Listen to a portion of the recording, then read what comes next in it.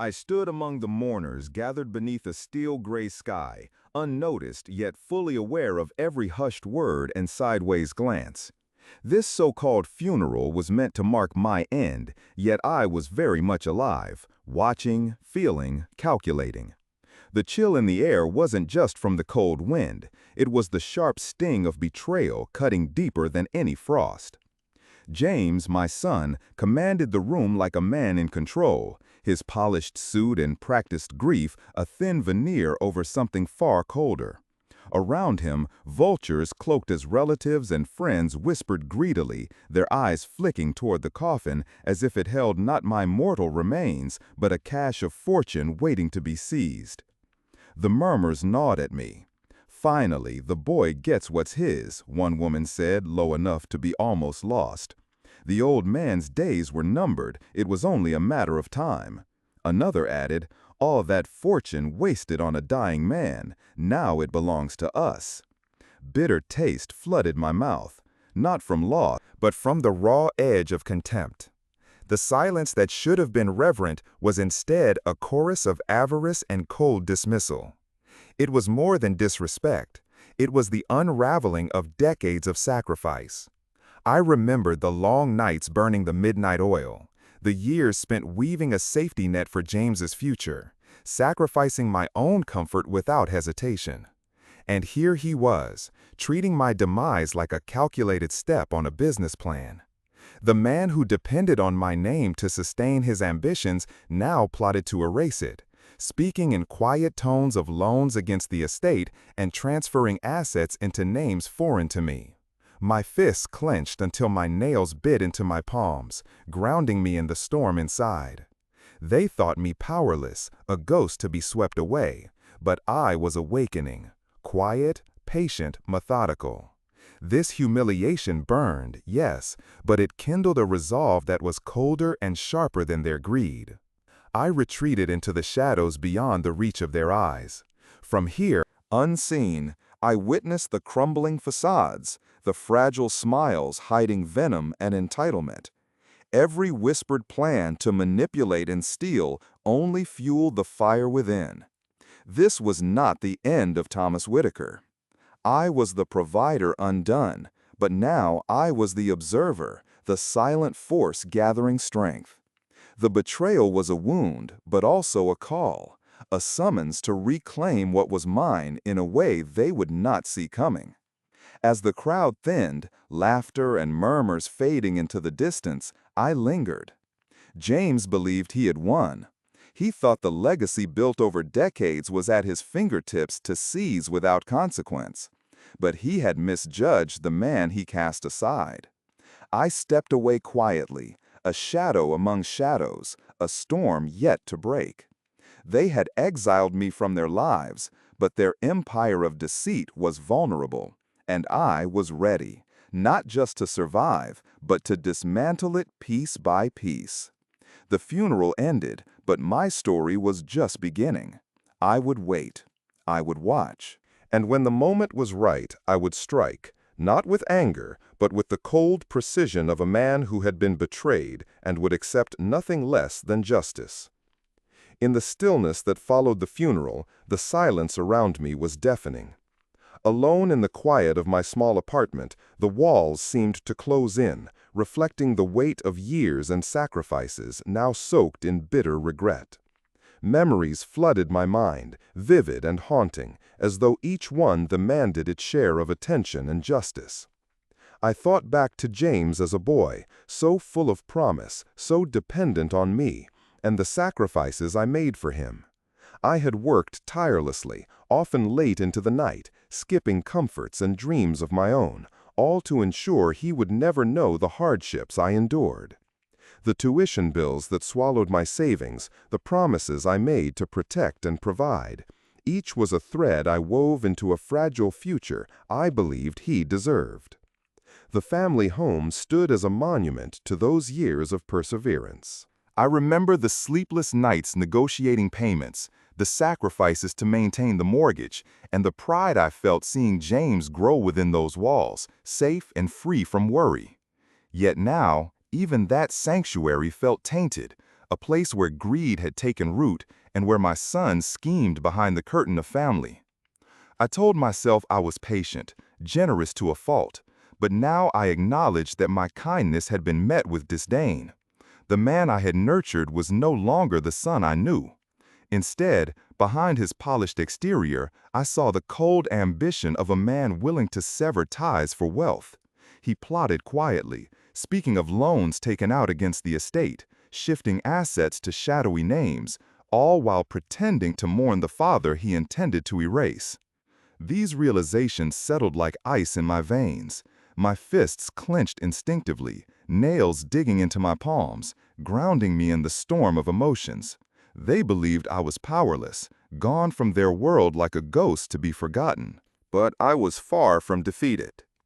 Beneath the pain and humiliation, a new resolve was forming, cold, precise, and relentless. Replaying the small moments that had already raised my suspicion, I remembered James's lies. Initially small and dismissible, then swelling into significant deceptions. False stories about debts, evasive answers to my questions, unexplained absences during family meetings, each a thread unraveling the man I thought I knew. My knowledge, won over decades steering complex banking systems and financial laws, became the lens through which I examined every detail. I knew the legal traps, the financial loopholes, and the methods by which someone might manipulate inheritance and erode legacy.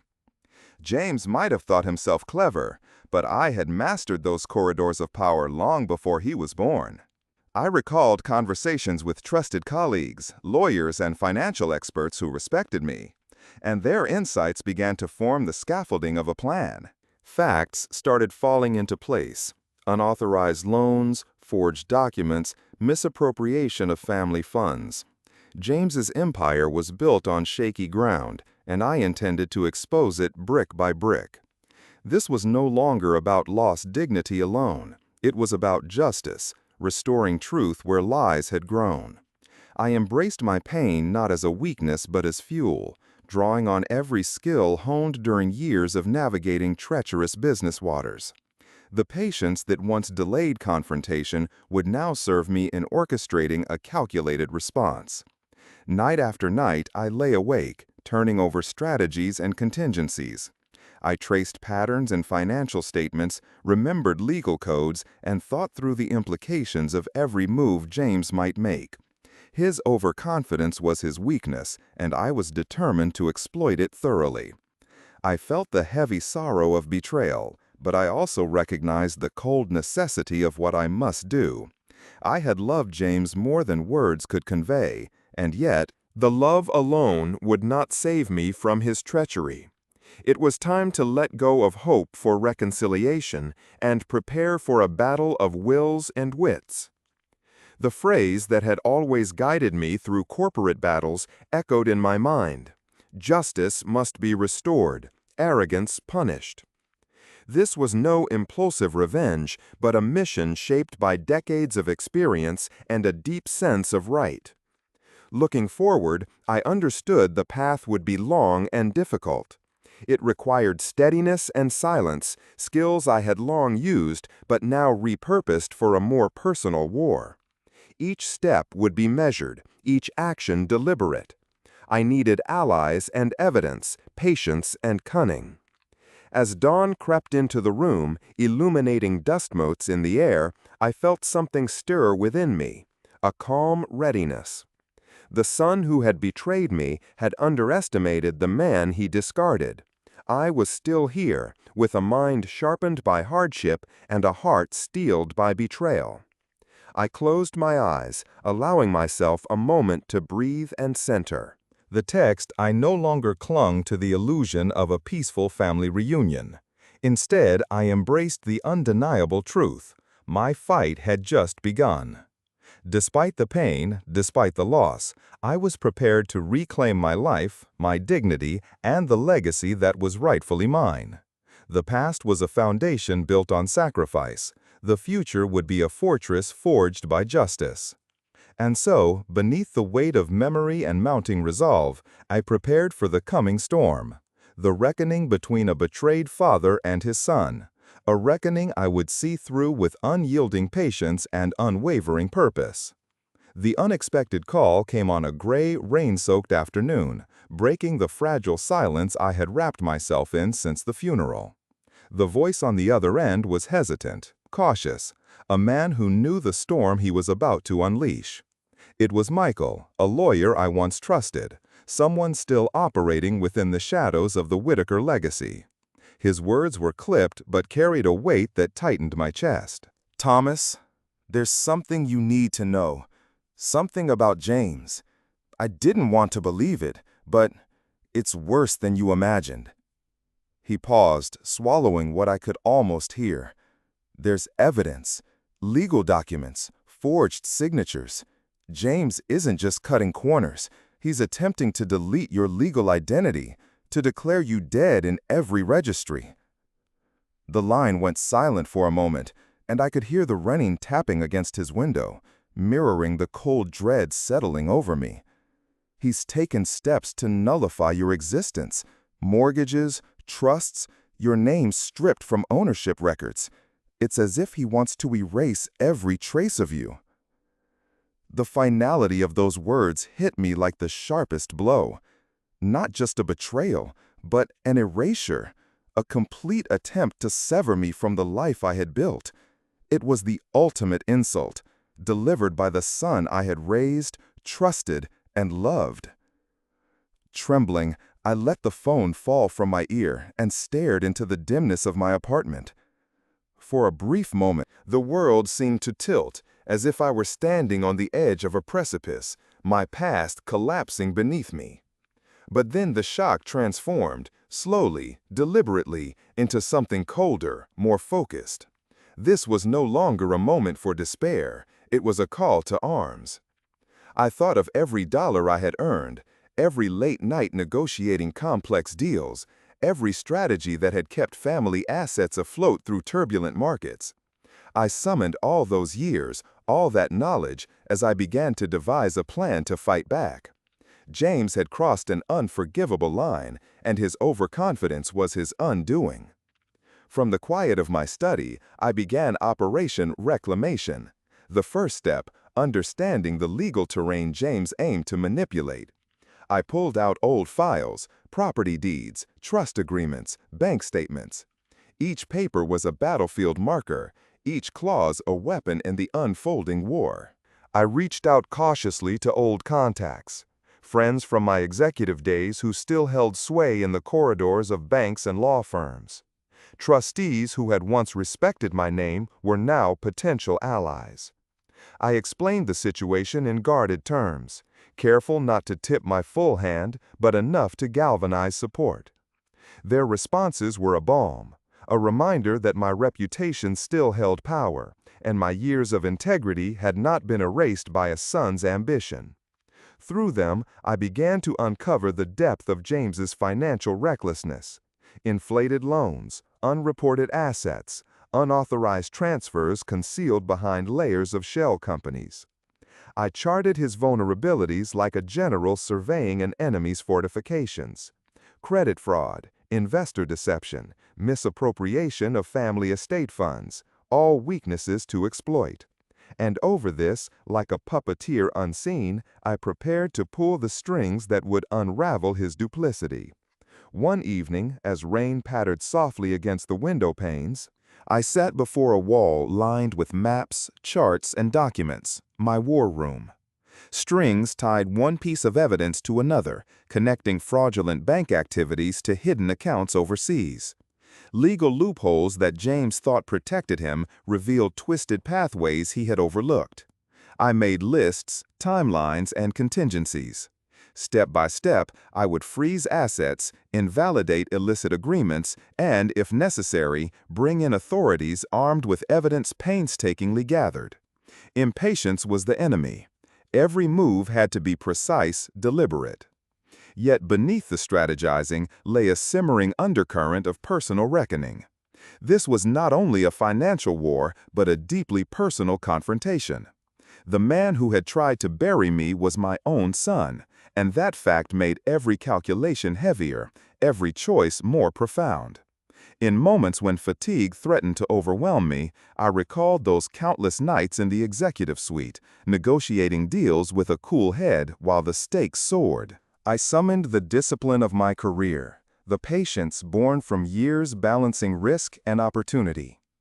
At times, I imagined the moment the walls I built around my legacy began to close in on James, the look in his eyes when the truth was laid bare, when creditors called in debts he could not pay, when allies turned their backs, and the legal net tightened.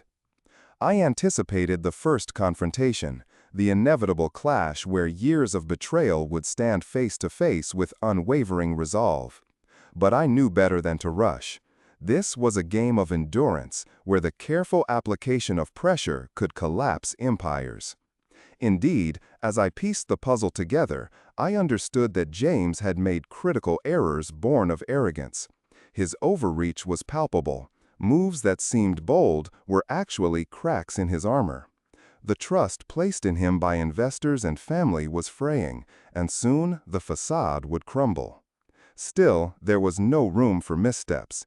Each legal maneuver had to be airtight, each financial restriction carefully orchestrated. I consulted quietly with my old lawyer friend, crafting documents, reviewing statutes, and preparing for every possible counterattack. The meticulous nature of my plan was both my armor and my weapon. Where James's greed blinded him, my experience illuminated every dark corner. The battle ahead was as much about patience as persistence. Through nights that blurred into mornings, I sustained my purpose with that steady flame kindled by betrayal. I was no longer just a man wronged. I was a strategist reclaiming a throne that had been stolen. I moved forward with the calm resolve of a survivor who had weathered countless storms. And all the while, the words echoed in my mind. Not just a personal mantra, but a promise to myself. Justice must be restored. Arrogance punished. The time for merely watching had passed. The quiet observer had taken off the cloak of distance and stepped into the arena. I was ready to dismantle the facade James had built, to expose his lies, and to reclaim what was mine. This was the moment when a betrayed father became a force to be reckoned with, a force measured, patient, and inexorable. A reckoning that would shake the foundations beneath the prideful son's feet and restore order to a fractured legacy. Armed with the fragments of truth I had uncovered, I plunged headlong into the painstaking process of gathering irrefutable evidence, acutely aware that this battle would demand every ounce of precision and patience I could muster.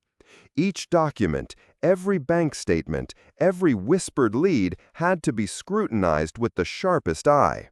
There was no room for error or oversight. The stakes were far too high. This plan was to become an unbreakable chain of proof, my strongest defense and most effective weapon in the war waging beneath the surface. I began, as always, with the financial records, the lifeblood of the Whitaker legacy. For years, I had archived meticulously every transaction, every ledger entry, every note from meetings in dimly lit offices where fortunes were negotiated and futures secured. These dusty stacks of paper weren't just history, they were blueprints of trust and sacrifice. And now, they were the map to uncovering deception. Turning through those worn pages, I found it hard to reconcile the man I had trusted with the man who had laid his hands on these documents without respect.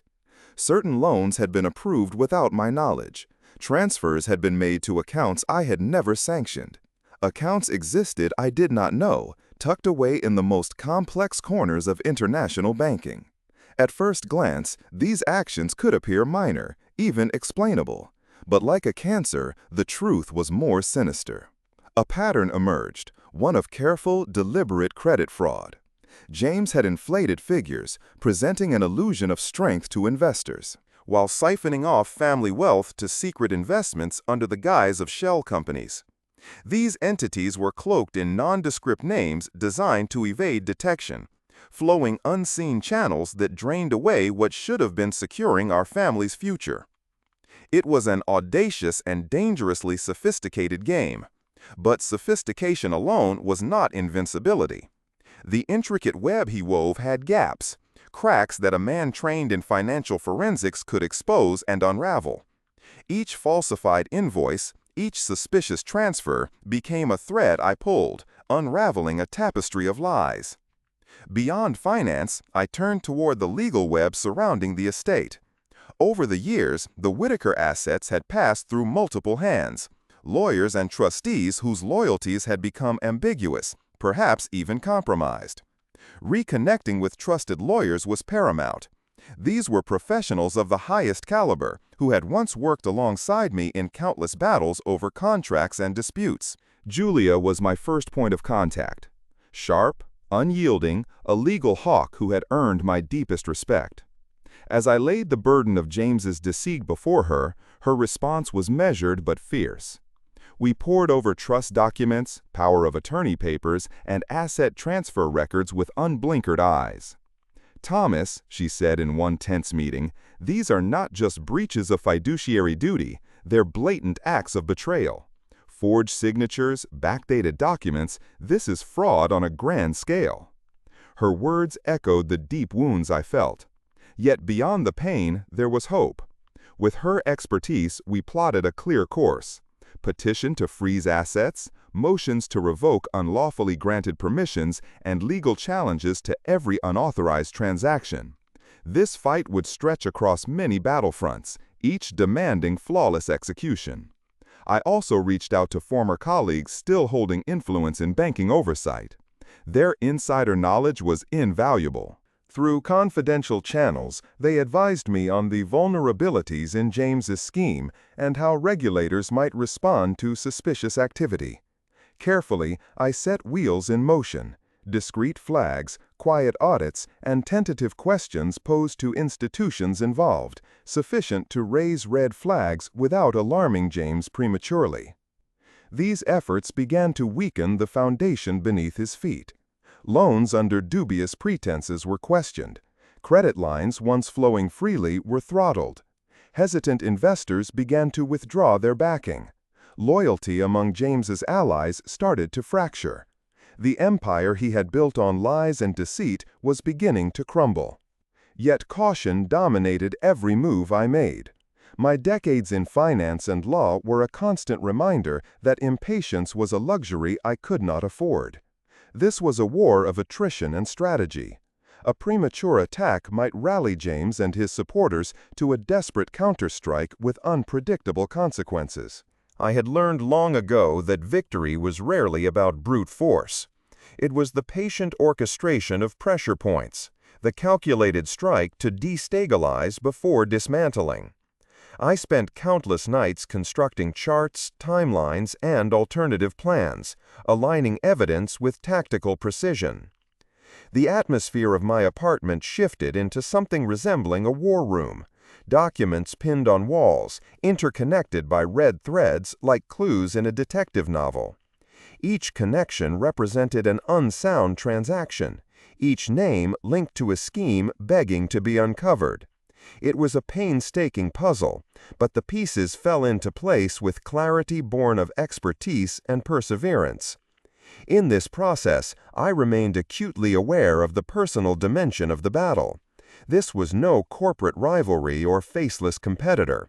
This was my son, my flesh and blood, who had cast aside bonds of love and loyalty for the cold pursuit of wealth. Every step forward was underscored by that bitter truth. At times, I felt the weight of history bearing down on me, the sacrifices made to secure James's future, the countless late nights I had worked 2 jobs to pay tuition, the years spent negotiating mortgage terms to create a home that should have been a sanctuary, not a battleground. These memories were sharp reminders of why justice was not just necessary, but essential. Among these legal and financial maneuvers, psychological warfare simmered beneath the surface. The confident man I once saw in James began to flicker and fade. Increasingly, I sensed hesitation in his calls, desperation in his meetings. Allies who once stood firm now wavered and retreated under the gathering storm of doubt and exposure. When we confronted each other, his eyes glinted with anger and wounded pride. Threats came in hushed, venomous tones, veiled attempts to intimidate. I met them with an icy calm, accustomed to dealing with such bluster during my career. Experience taught me that relentless resolve crushes bluster faster than any counter-threat. In one encounter, in a dimly lit boardroom, James leaned close and hissed, "This ends on my terms. You have no power here." I replied quietly but without hesitation, "This ends when what's rightfully mine is protected, and that day is coming." He seethed but retreated, for now. The war was far from over. Throughout these weeks, I seldom allowed myself moments of reflection, knowing that vigilance must remain constant. But in fleeting pauses, I revisited the essence of my struggle, not merely a battle for money or control, but for the integrity of family, for the meaning embedded in a legacy built through love, labor, and sacrifice.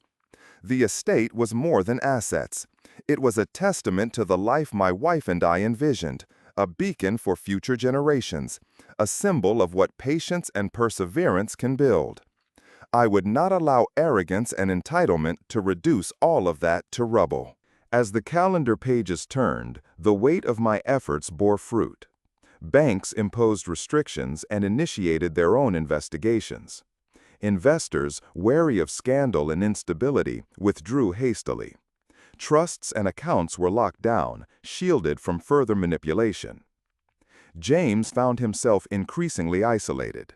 The web he had spun tangled him instead. His circle thinned as doubts solidified, and reputations were forced to take sides. Still, I steeled myself for the challenges that lay ahead. James was clever and desperate, and I anticipated every countermeasure he might muster. I resolved to meet those challenges with an unwavering steadiness, the hallmark of a man forged by trials and unyielding purpose. One quiet evening, surrounded by reams of evidence and cross-references, a faint smile touched my lips. I allowed myself for a moment the satisfaction of progress, the slow but undeniable rebuilding of what had been threatened. I was no longer just the betrayed father. I was a guardian of truth, wielding the combined might of law, finance, and experience to restore order. The battlefield had shifted irrevocably in my favor. In this new arena, patience and meticulousness were my greatest weapons.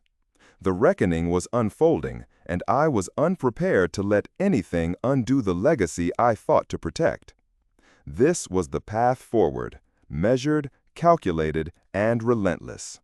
The first sign of victory came without fanfare. A notice arrived, formal and unyielding, a freeze placed on several of James's most significant accounts. The explanation was terse, pending audit for suspicious transactions. The banks, once indifferent or complicit, had awakened to the storm I had been quietly orchestrating. What may have seemed trivial to an outsider was, for me, a crucial pivot. Slowly, steadily, the edifice James had built showed cracks.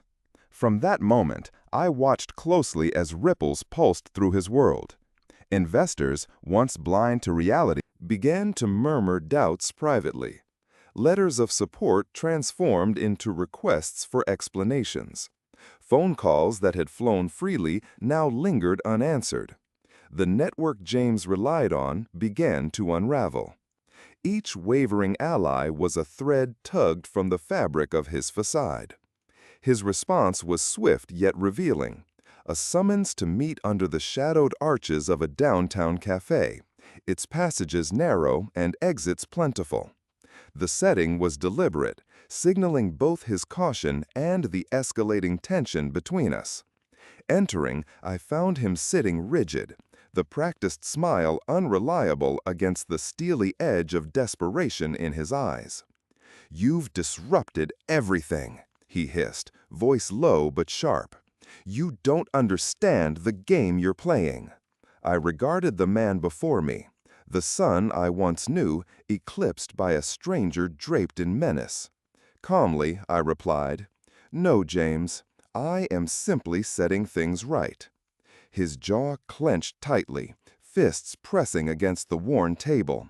"You want a war?" You will have it, but don't fool yourself. You know I'm no easy opponent. I know your vulnerabilities.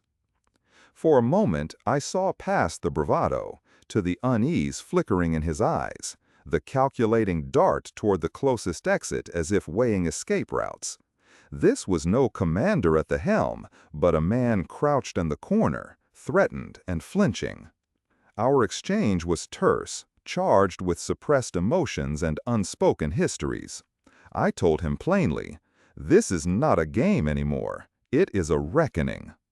The meeting ended without resolution, but thick with tension, a standoff signaling the deepening clash.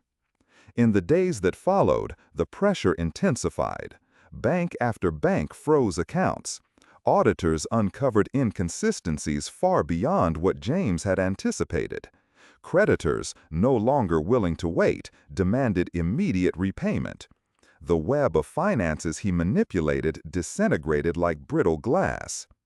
I also strengthened my circle. Trusted friends from law and finance stood ready, offering expertise and testimony to support my claim. Each new witness and expert bolstered the evidence, tightening the noose around James's slipping hold. Even as I advanced on these fronts, I did not lose sight of the sheer personal weight the battle bore. The wounds cut deepest where blood and betrayal intertwined. I mourned the son I lost as I dismantled the man who betrayed me.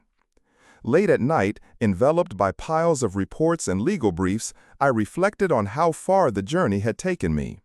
The sacrifices of decades, the tuition paid, the mortgage struggled with, the dreams deferred, all poured like fuel into my resolve.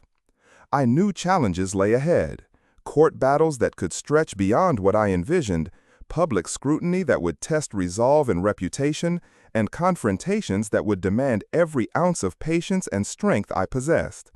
James remained dangerous, desperate, and clever, capable of nasty countermoves. Yet the slow dismantling of his empire was undeniable. Banks tightened grip, investors withdrew en masse, and former allies closed their doors. His circle of support crumbled as truth spread like wildfire. I immersed myself in the relentless rhythm of strategy and execution. Every move calculated, every decision weighed. Progress was measured by incremental, undeniable erosion of the deceit he nurtured. Though heavy, the burden unearthed a resilience within me. Where betrayal sought to break me, it instead forged a renewed determination and clarity. I was no longer just a man wronged, but a steward of justice and legacy.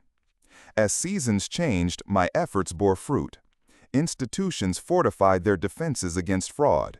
Investors kept their distance, wary and watchful. Trust assembles and family accounts, once pliant to James, were now shielded and fortified with unbreakable vigilance.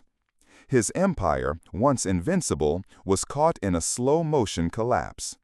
The once gilded web was a trap closing steadily. Aware the storm was far from over, I prepared for each desperate counterattack with unyielding patience.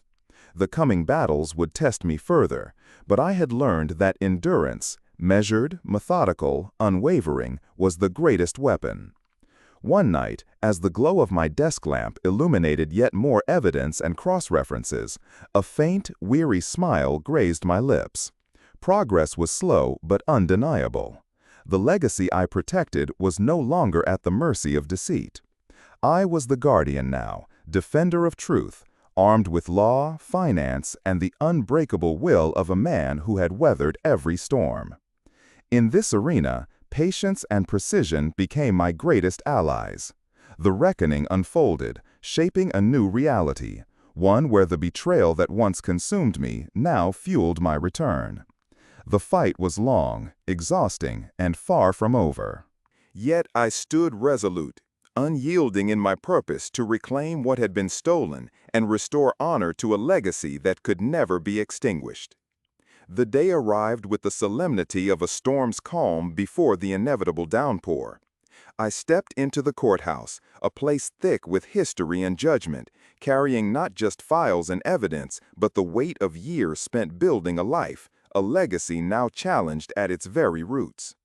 The air inside was heavy with expectancy, the murmurs of those assembled barely reaching beyond the polished wood and marble. Family members, legal counsel, trustees, all who had roles in this fractured saga were present. And there was James, sitting with a stoic mask, a man embodying defiance, but betrayed in his eyes by the anxiety simmering beneath. Taking the stand, I met their gaze steadily, opening with calm, measured words that belied the storm raging inside me.